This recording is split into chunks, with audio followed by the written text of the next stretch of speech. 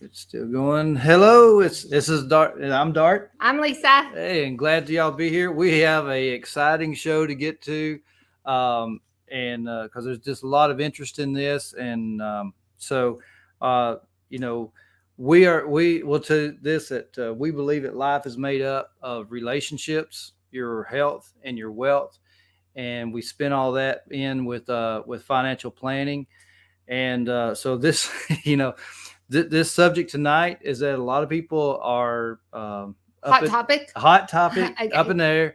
A lot of misinformation is out there, and we have tonight John Villanueva, a good and close friend of ours, an amazing guy. He sits on the board of several companies. He works with a lot of veteran nonprofits.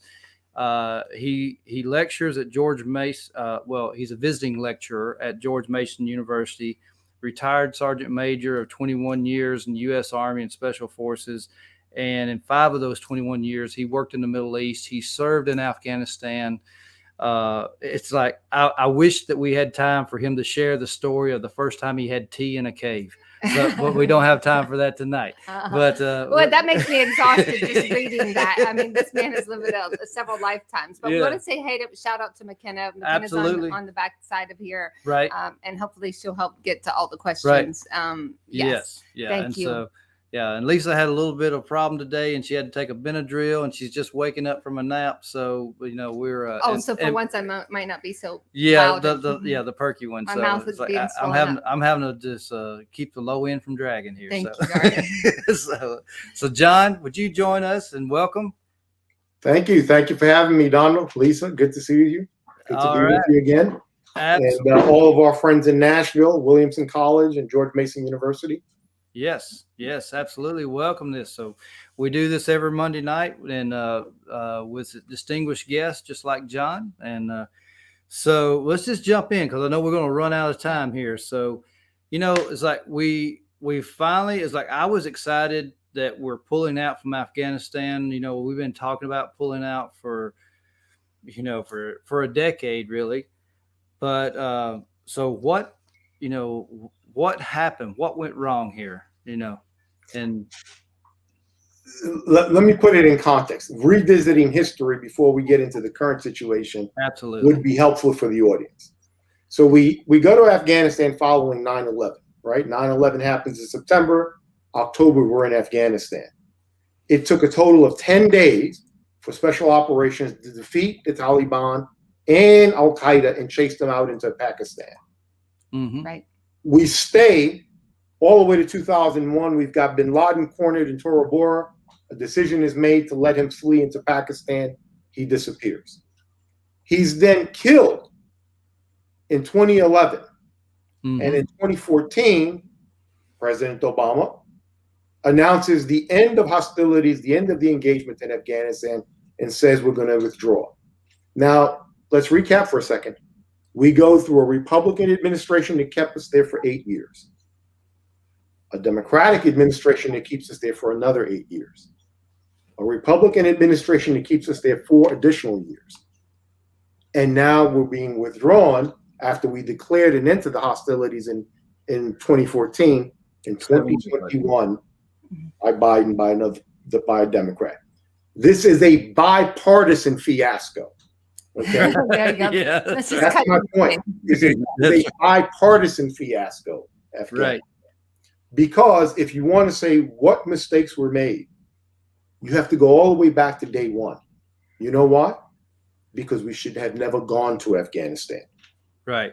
This was a war that was packaged and sold to the American public as necessary. That was not necessary. And why do I say that? Was 9/11 a horrific event? Yes. Yes. Right? Should we expect that our government would take retribution against those that carried out 9/11? Yes. Yes. Yes. Right? That's a reasonable assumption. But why Afghanistan? The Taliban is an organized international criminal entity. Right. They're not a nation state. Right. They don't have a government. They don't have an army. Okay? They were not ruling Afghanistan. All right? They're a criminal entity. It should have been dealt with as an international law enforcement problem. Right. Yes. We should have had strategic and tactical strikes to kill bin Laden and company that we do very well. But invading a country to chase a terrorist that planned the operation in Germany, who's from Saudi Arabia, right? Flown by, and the crime itself is flown by Saudis on US jets into American buildings. Yes. Why didn't we invade Saudi Arabia? They were all from Saudi Arabia. Why didn't we go into Germany? That's where it was planned. Right? Question, John. Right. Right? From the beginning, Afghanistan was a fiasco. We should never have gone in to start with. But the American public, and here's the danger, politicians are not military strategists. Politicians are out for votes. Right. They support a donor class that looks for profit-making opportunities. And back in 2000, you had politicians that had come from corporate America who saw an opportunity to launch a war that the companies where they had previously been executives, right, would profit from. Rumsfeld and Cheney specifically. All right. And so a war is launched that's unnecessary. It's a war of choice. Yeah. The adversary flees, and we remained there 20 years. More than 2,000 soldiers died. More than 20,000 soldiers are wounded, and those are just Americans. Right. Okay. And more than $2 trillion has been spent on what? On what exactly? Yeah. Yeah. On what? Right? Afghanistan has more in common with Vietnam than any other conflict. Yes. Both are wars of choice. Yes. Right. Okay. Unfortunately. Both governments in both countries were propped up by the United States, and the people put in charge were corrupt and didn't have the support of the general population. Right. Okay. It's awful. The mistakes made by the military, okay, were almost identical in that they stormed communities of civilians in ways that turned them into adversaries. We engaged in torture, which lost the hearts and minds of the public. Right. And then through sustained sheer will and military might, we stayed longer than we should have, fighting an insurgency that picked us off at a distance, only to watch the countries collapse and watch us withdraw, right? And the withdrawal scenes are almost the same, right? Vietnamese and Afghans fighting to leave that country that had previously been our allies, or they had worked with us to fight the adversary. Right. Right. Right. Okay. And when people say that, well, the withdrawal is messed up, I mean, this could have been done better. It should have been done sooner. These are all armchair quarterbacks. Yeah. These are all armchair quarterbacks. Because what happened was that basically a surrender agreement was negotiated by the last administration, in which they told the Taliban, excluding the Afghan government that we had propped up, the country's yours. And they say that there were preconditions, but the preconditions are meaningless because you left the Afghan government out of the talks. And so the message you sent to the Afghan government, which was corrupt and was never going to fight to start with, Right. okay, is that we're abandoning you. The Taliban then went in and negotiated with them, saying, you're alive if you put your weapons down. And in advance, the government took the money that they had received and shipped that money overseas, and then didn't feed or reinforce those troops. Oh, man. Those troops, witnessing that the U.S. was leaving, their own government had no intentions of staying in the fight. Why would you not? They surrendered and gave the country back to the Taliban. Now, the impression, which is naive, that the Afghan military was going to hold was an act of self-delusion. It was never going to hold. Right. And anybody watching this situation knew that. Right. I wrote an article, and you have one of them. Bring up perfect. I was about to say that. Yeah. Right. A failed strategy for unwinnable wars in Iraq and Afghanistan. And when did I write that article? In 2007. 2007. Yeah. Right. I didn't have a crystal ball. Right. It was predictable then. In Right. 2007, this outcome was predictable. Right. Right. Wow. So what else you got? Well, so, and basically there could have been a different outcome. Could there not, John? No, not really. Yeah. Okay. Let's talk about why. Yeah. Yeah. So like, I mean, you meant like we talked about, well, how come that, we bombed Japan and, they came together. There was Germany. How, what's the difference between those situations and doing a martial law? Martial plan. Yeah. Yeah. You're right. Plan. Yeah. With them as opposed to Afghanistan. So you hear these arguments on CNN, on MSNBC, on Fox News, and everywhere else. We stayed in Germany, Japan, and Italy after World War II. It looks like we're going to have a permanent presence in these countries. Why couldn't we have not done the same for Afghanistan or Iraq? Right? But we're talking about Afghanistan. Iraq would be a separate subject. Yeah. Here's why. Yeah. So Japan fought a 400-year war to unify its country. They had a centralized government. They had subordinated Buddhism because they were Buddhists. They had subordinated the influence of Buddhism to their government at the time. The population was highly literate, highly organized, highly centralized, and locally governed. Okay? Germany and Japan had survived the Inquisitions. Okay? They too had subordinated the church to government. Okay? And the church had gone through a reformation where Christianity had lost its extremist tint that it had. Okay? They also had centralized government. They also had decentralized institutions that followed the rule of a central government and a highly literate population. Right. The warfare itself was different. Total war is when you wage war on the opposing army and the civilian population. We dropped two atomic bombs, right? Hiroshima and Nagasaki, not on military forces, on the general population. We bombed Dresden, an industrial town where we firebombed it to the ground. Civilians. We did the same things in Italy. Now, that's total war, right? And when the defeat was handled, when the Germans, the Japanese, and the Italians surrendered, their centralized government spoke for all of their countrymen. They said, we surrender, we agree to this occupation, now let's clean this mess up and reestablish the country as it was before with new constitutions. None of those conditions exist in Afghanistan.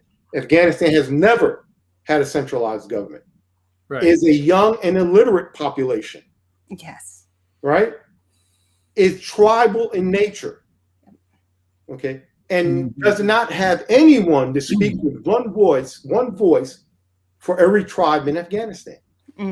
That's important. Right. Yeah. Okay. They are night and day. Right. Night and day. And literacy is a huge difference. And I mean, hundreds of people that, thousands of people that have served in Afghanistan. My son served there in 2012 for a year. And, the local people that, that were the bakers and, provide services, they loved the U.S. soldiers that were there. They took care of them. They were, they'd love for them to come and buy their goods and stuff. And they were just good, down to earth common people. They weren't fighters. They weren't, they weren't terrorists. And yeah, I mean, he's got, several stories of that, and they were like, oh, then the news would be on and it'd be like bombing, used to like in Kandahar, and they go, oh, those crazy people over there, that's not here. That's not here. There's crazy people over there. And he goes, yeah, well, that's where I'm being sent, in a month. So it's, but yeah. And so that was in 2012 and all the soldiers that he was around was like, what are we doing here? What are we accomplishing here? And yeah, that's a really important point. The soldiers that answered the call of their country to go and chase down an adversary abroad, they're noble, courageous, honorable people. Yes. They did the best they could with the circumstances at hand. And the vast majority of American soldiers and NATO forces served honorably and tried their best, and should be commended for their performance and their loyalty to the mission. Absolutely. Even when their leaders could not clearly identify what that mission was, what success looked like, and why they were undertaking the actions they undertook. Many of the battles fought in Afghanistan, in Iraq, the soldiers themselves don't understand why those battles were fought to start with. Right. But they did it out of patriotism and loyalty. Right. And do you think that's any different today? No. Yeah. No. Our soldiers are, one of the things about the United States is we have a military force at the enlisted warrant officer and officer level that they really do represent the best and the brightest of a cross section of America, from every corner, from every state, from every municipality and township in this country. Mm-hmm. Right? And they represent all racial and ethnic groups. And they serve with honor and with dignity. And they answer their country's call even when they disagree with it. Yes. Right. It is not the fault of soldiers. Absolutely. That we end up in a war of choice that could have been avoided. It's because of politicians. Most politicians are not honorable people. They just aren't. Right? One of the reasons I get, Dart, I get invited on radio shows and periodically, but it's rare because if I'm invited on Fox News, they have a point of view they'd like me to support, even if it's total nonsense. If I'm invited on CNN, they have a point of view they'd like me to support, even if it's total nonsense. One of the problems we have in this country is that everybody wants to tell you what to think. No one wants to encourage you to think. Yes. Yeah. That's on any given subject, I think. Yeah. Yes. And you wonder, when did that corner turn? But that's another subject. Yeah, that would be a different show. Yeah. But John, we're on a few different places here, but could you answer who is the Taliban versus who is ISIS K? So the Taliban is organic to Afghanistan. It is made up mostly of Afghans. And they are a tribal community, or leaders within tribal communities that have come together that basically govern Afghanistan. Okay, it's a loose affiliation of tribes that govern Afghanistan. It seems to have more centralized leadership at this time than it's had in the past. The ISIS K, are remnants of an organization that first started in Iraq. And that organization, if you look at the history of ISIS, we spoke about this once before, but ISIS is an outgrowth of the war in Iraq. There was just a quick overview. So we go into Iraq, another country that we topple quickly, right? General Franks and his tanks march through there, take the place in a nanosecond, with very little resistance, because at that particular time, most Iraqis felt liberated. Right. Just like a lot of Afghans felt liberated early. But what happens is we issue a debathification order. which overnight, okay, Paul Bremer and the Rumsfeld clones is what I call them, right? And let me make this clear to your audience. I don't call them that because I'm some outsider. I served in that administration for 7 years in the Pentagon. Right. Okay. They were clones. They thought like Rumsfeld. They dressed like Rumsfeld. They spoke like Rumsfeld. Okay. And their thoughts resembled a mirror image of whatever he said. Mm-hmm. And that de-Baathification order, which overnight took the intellectual class of Iraq, all of its secret police, all of its civil servants, okay, all of them, they had an affiliation with what's called the Ba'ath Party. Overnight, those people were persona non grata. They were unemployed and cast to the seven winds. And you know what they did? They went to the arms rooms. They took all the weapons. They took anything they could find, and they fled the country. And they went to Syria and became ISIS. And then they came back as an insurgent guerrilla force. Wow. And that insurgent guerrilla force, okay, has been present in Afghanistan and Iraq and Syria. And they are a terrorist element. Okay, they're not looking to govern Afghanistan. They're looking to do harm to Americans in Afghanistan. Okay, they are a terrorist criminal entity. By the way, most of them were incarcerated and then were set free. Do you know who set them free? Who set them free, John? The last president, Donald Trump, when he negotiated that surrender with the Taliban, they let 50,000 of them out of those prisons. Right? So, I mean, so there should be no surprise and a great deal of tragedy that we are now leaving Afghanistan under fire. Right? That we lost 13 young, handsome, beautiful Marines, that car bombs are going off, that those aircrafts, as they're taking off, when that last aircraft takes off, I'm sure it will take off under fire. Right? That's not a surprise. You could predict this. And in large part, the reason this happens, and I know that some of my military colleagues who may be watching this, right, will be upset with me when I say this.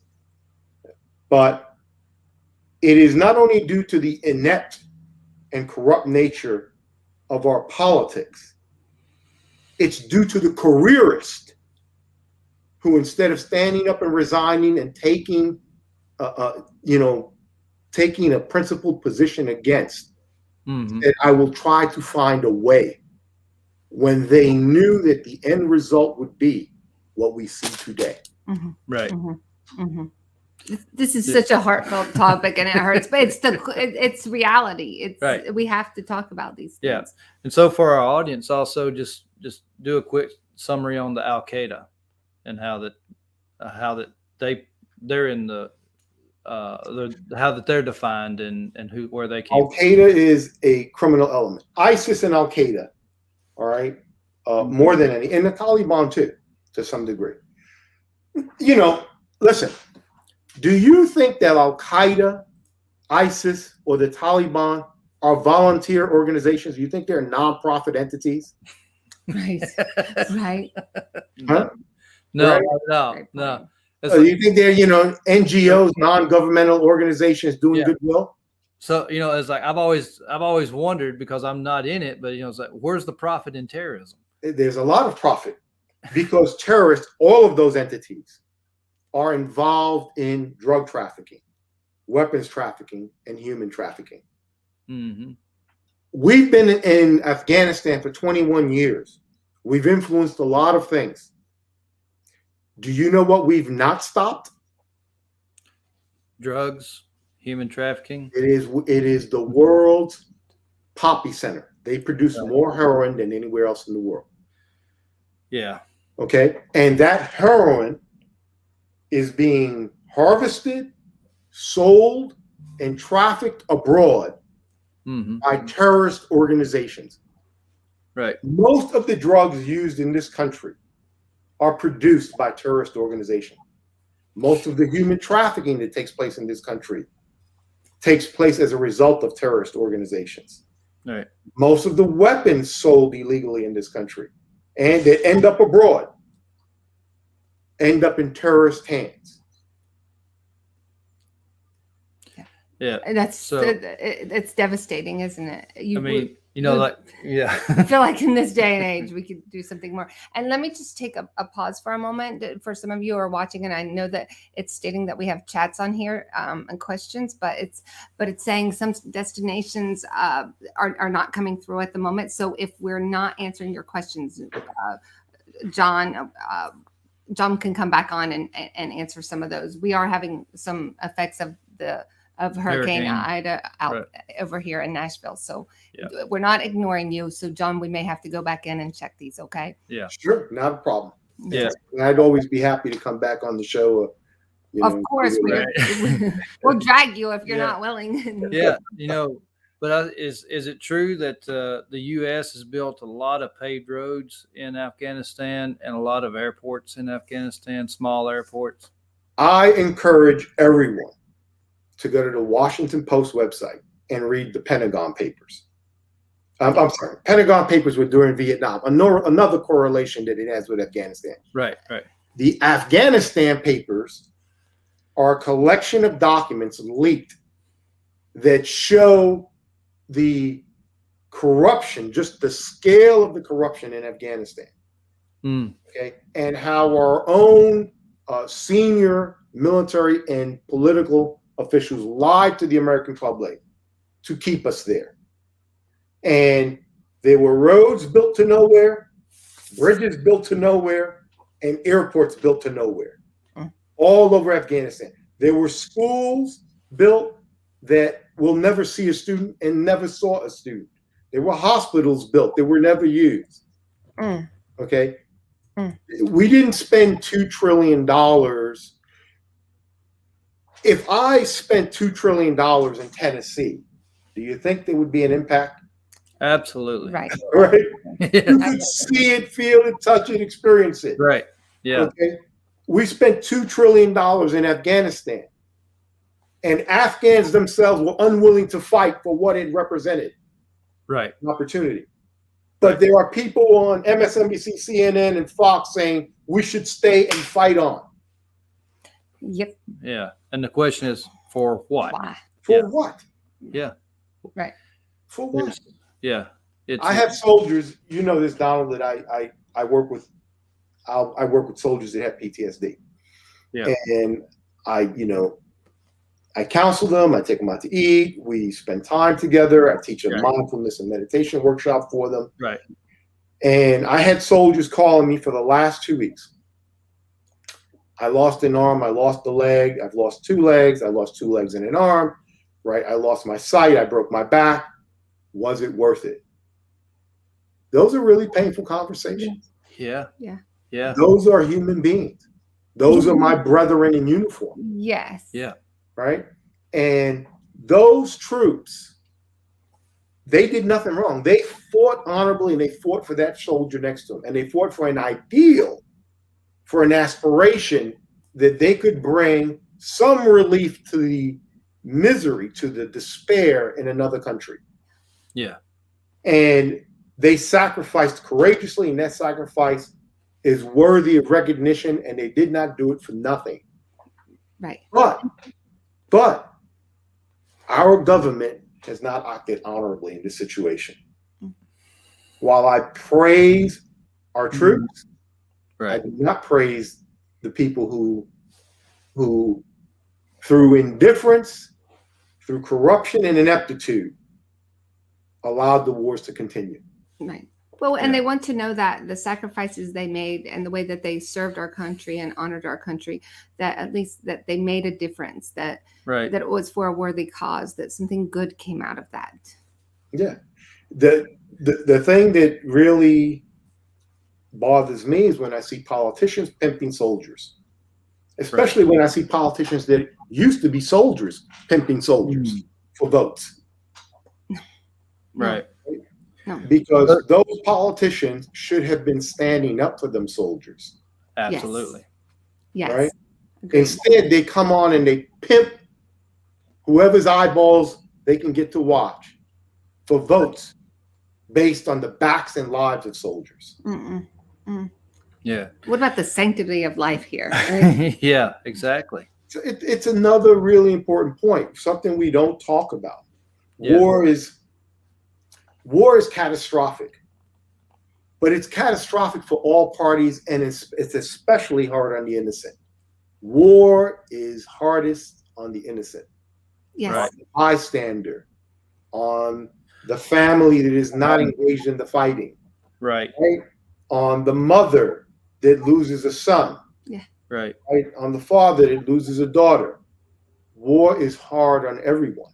Yes. Yeah. And there were many, as a matter of fact, not through accident or neglect, but through willful neglect. We didn't count the collateral damage because then it would be a little too upsetting to hear those numbers. Right. Right. Right? So, John, I mean, terrorism is a real thing, as we've seen. And, so what can we do to effectively combat it? It's a great question. That question is what we need to ask ourselves, and we should not accept bullshit answers. You know what a bullshit answer is? Amen. Amen. What is Bullshit answer is I'm going to send a soldier somewhere with a sniper rifle to shoot somebody. Yeah. That's a bullshit answer. Right. You know what a good answer is? What's a good answer, John? Take care of No terrorist anywhere in the world can board a plane, buy a weapon, build a bomb, transport that bomb. None of them without a dollar. Right. The blood of terrorism, the life's blood, are Is dollars. And if we really want to combat it, we attack the banks and financial institutions Right. and allow them to put those monies in legal institutions and then use that money for illegal means. Right? Right. HSBC years ago was caught laundering $1 billion in drug money. Did anybody go to prison? No. No. Hmm. Did we close down HSBC? No. No. Did we fire the C-suite and the board? No. No. No. Hold them They paid accountable. a fine. No. They paid a fine for enabling terrorists, drug dealers in Mexico and throughout Central and South America, anywhere in the world. Drug dealers are terrorists. Yep. It's a business, but it's a terror network. People Right. die. They die on the using end, they die on the production end, they die on the distribution end. Right? But HSBC that laundered $1 billion in drug money paid a fine Yeah. and moved on. Yeah. We catch a kid in the corner of Baltimore with $5 worth of crack, we give him 10 years. Right. Right. Exactly. Yeah. But it set the precedence for others. This is okay. All you have to do That's is right. Right. So if we were serious as a nation, what every American should demand is I don't want to see my son with a sniper rifle chasing down some guy in 100, by the way, we're deployed over 112 countries. Mm. Right? War on terrorism. Mm. I don't want to see my kid deployed to one of these 112 countries to go shoot some stranger, okay, who's calling himself I don't know what. Mm-hmm. What I'd like you to do is go after the institutions Right. that allow those terrorists to launder that drug money. Yeah. Okay. Right. And I want you to either shut the institutions down, put the executives in prison. I want you to attack the money. Yeah. Right. Because without the money, it's as if without the money, it's as if I locked you in a room and sucked all the oxygen out. That's Right. the metaphor. Yeah. That's You'd good. be alive that long. Yes. Right. That's good. Right? So we have to attack money. Cybersecurity, right? I'm in the cybersecurity area. Right. And most of our hacks happen, right? They're sponsored. Iran, North Korea, China. A lot of ransomware comes out of Russia. And it just happens over and over and over. And it's enabled by corrupt governments. But Russia owns all of Miami Beach. Mm. All of those buildings down there are safe deposit boxes for money that can be used externally to buy real estate, washed with the sale of that real estate and then put into American banks. Yep. Right? Mm-hmm. Same thing happens in New York. This is just one form of the corruption. Mm-hmm. What if overnight we seized all of those properties and locked up all of those accounts? Yes. How Yes. quick? Now we're talking. How quick would Russia take actions to stop ransomware? Exactly. Exactly. That's exactly right, John. Right?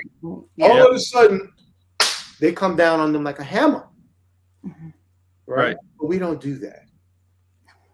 Because in this country, and in Europe, NATO, our NATO allies in this country, London and the US are the two big points.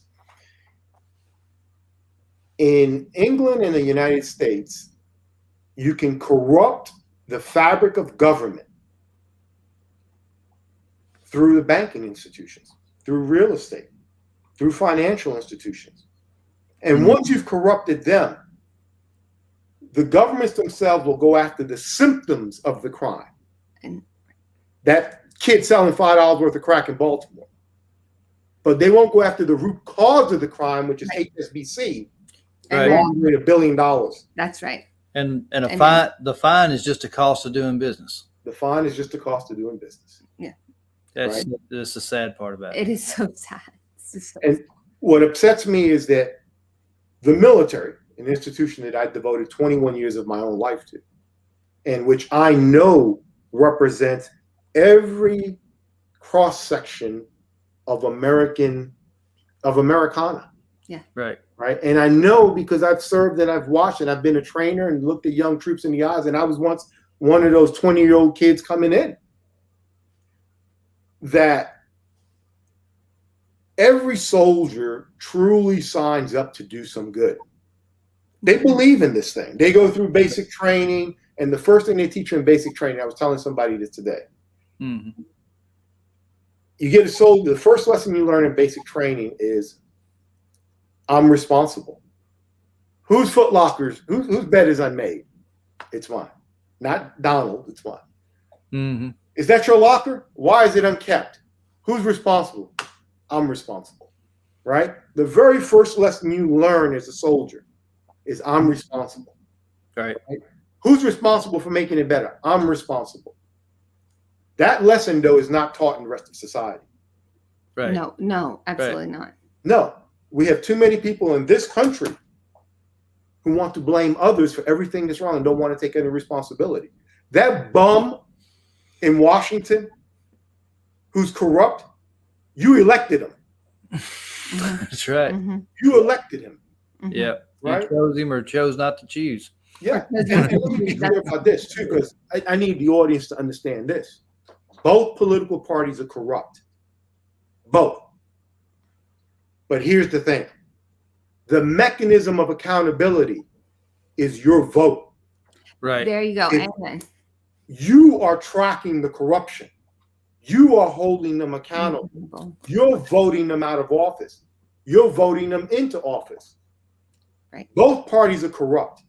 But one party in this country is anti-democracy. Mm.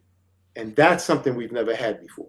Mm. One party in this country wants to obstruct the vote, wants to deny your vote.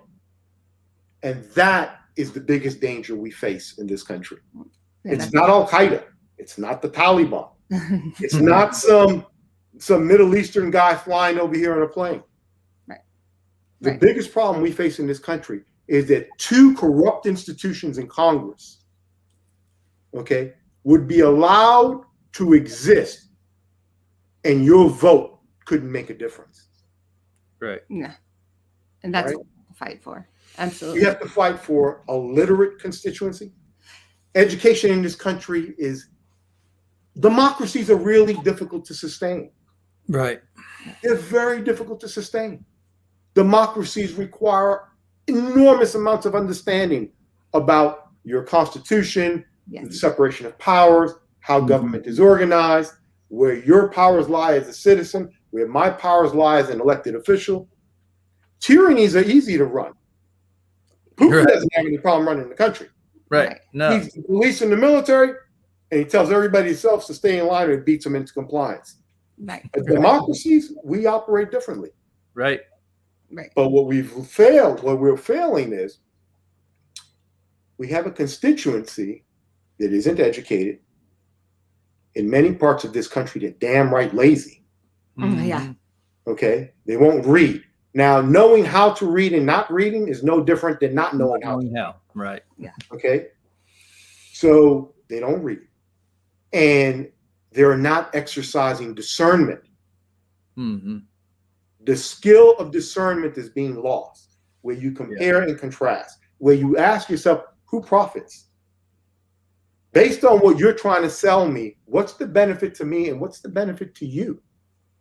And who is being disadvantaged? Right? This is the skill we're losing in this country. I love working with universities. I work with two great universities, Williamson College and George Mason University. Right. But when I get my students in the room and I start talking to them, many of them, even though they're smart kids, have been taught what to think and not how to think. How to think. That's exactly That right. worries me. Absolutely. Yes. And when I challenge them and I say, no, I'm not giving you the answer. You've got to think for me. You've got to rationalize your argument. Right. It's got to be based on more than what you feel. Give me some substance. Give me some facts. They go, man, you're making me work really hard. That kind of laziness is the death of democracy. Yeah, absolutely. Yes.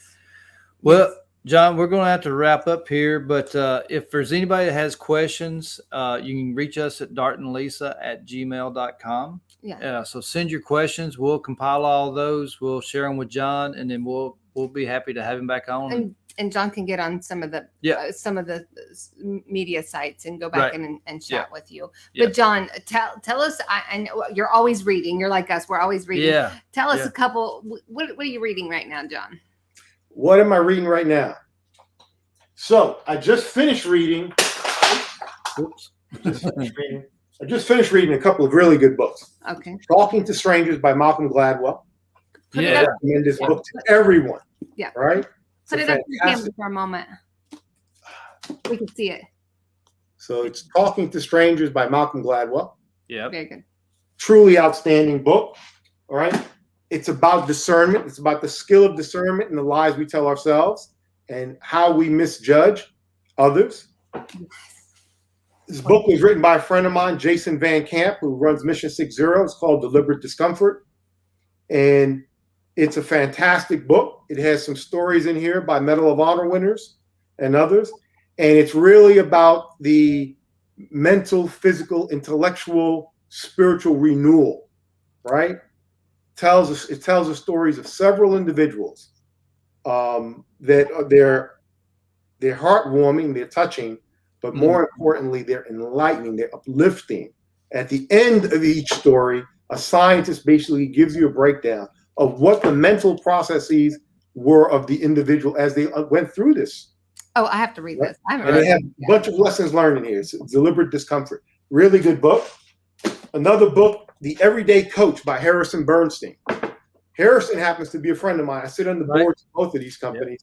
And Harrison runs this charity that takes veterans and transitions those veterans from active duty or having had prior service, gives them the skill of coaching, right, for K through 12. And they've even gotten one guy into the NFL, I believe, right? And they have these programs that they put soldiers through to take them, to give them that greater sense of community and make them, you served our country in the military, now serve our communities at home. Help our children to become functional adults. Yes, yes. Wow. And he's written this really good book. It's got a quote or two by me in there. It's a great book, great guy. That's what I'm reading now. Right. Let me plug another book. So these two, P. Singer wrote this book, Like War, and it's about the influence operations that affected us over the past since 2014. And he basically gives a summary of who the main characters were, what they did, and how they helped to shape the reality that people live in today, and which is really important because this is the future of warfare. Okay, Yes. we're going to have more wars that look just like this. Right. And then another friend wrote a book, Michael Hayden, Playing to the Edge. Now you may remember him. He was an Air Force 4-star, ran the NSA, later runs the CIA. Mike's a great guy. He wrote a very good book, but I would love to debate him on every page of this at a university because it would be a good experience for students. Right. He's recovering from a stroke, and I hope that he has a full and able-bodied recovery. He's articulate, he's intelligent, he's savvy, but I want to debate him on this book at George Mason in front of a student body, page for page. I'd like to go blow for blow with him. He's calling him out right here live. Calling him out. I'm praying for his rapid recovery, and I hope he gets his power of articulation back because he's a very intelligent man. And then I want to take him on the mat at George Mason. Right. Yeah. But John, I want to encourage you to finish and publish your book. I will. Oh, now you're calling him out. Okay. Yeah. Calling me out. He knows I'm writing the book that I hope to have completed by the end of the year. So yes, I promise that I'll have it, and I'll be on this show to tell the public about it. Right. Absolutely. Absolutely. Right, John, give us some last words of encouragement for everyone watching. The words of encouragement is that as Americans in this country, we truly are not an extraordinary people, but a beautiful people. Yeah. Right. Right. When Americans are being the best versions of themselves, they really are the shiny light atop the hill in the dark. Right. We really are the lighthouse. And we have to devote ourselves to thinking, discernment, respecting our neighbors, right? Whether we agree with them or not. Yeah. We have to get back into the hard job, but it's edifying, of listening to views that are not our own, of having more than just opinions. Yes. Right? Having things that we can base opinions on. Because what's at risk here is the future of our own democracy, of our own nation. But it's in our hands as Americans. Yes. Yeah. Right? And we have to take ownership over that. And soldiers learn to say, I'm responsible. I need other Americans to say, I'm responsible too. Right. Right. Right. The whole polarization, it just hurts my heart. Yeah. And and thanks for sharing, a clip with us or an interview with us. And this, it's no longer us against them. It should just be, it's just all of us. It's just us. Yeah. Me and you talk about it all the time, Don. Yeah. Yeah. Right? Yeah. Young man raised in the South Bronx in Harlem, right? Can't leave Brooklyn now because I was actually in Brooklyn, when I first came from Puerto Rico. And then you in Alabama and Tennessee. Right. And we're the best of friends. We grew up in two separate worlds. Right. Right? Our mornings are completely different. Completely different, right? But we are symbolic, and Lisa, we are symbolic of what America is. Right. And if we can reason with one another, we can save not only our communities, which we need to save for our children. Absolutely. We can save our nation. Amen. Yeah. Amen. Right. All right, man. Have an open mindset, educate yourself, read the books. John, we want to have you back on here soon. Yeah. And everyone, I'm sorry if we missed your questions, and we'll get back to you. John will get back to you on that. All right. Yeah. All right. Love you, brother. Love you. Take All care. right. See you. God bless. Bye.